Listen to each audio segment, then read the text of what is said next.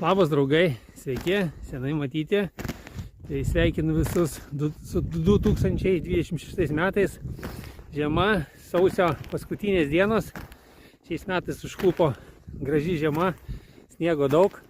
Ir daugelis turi klausimų, ar nesušals avietės kitokie dideli šalčiai. Tai va truputį aš jums pasakysiu apie avietės. Tai einam, pasižiūrėsim prie krūmų ir labai aš jums nušviesiu situaciją.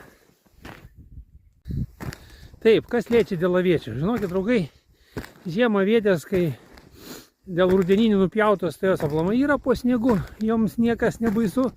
O vasarinės avietės, jos praktiškai žiemos nebijo.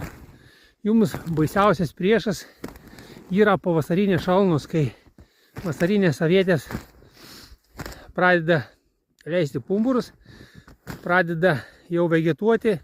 Ir tos pirmosios šalnos, kurios būna, kaip ir 2025 metais, labai nušaldė žiedus ir galėjo visai uogų nebūti, arba būti labai nedaug.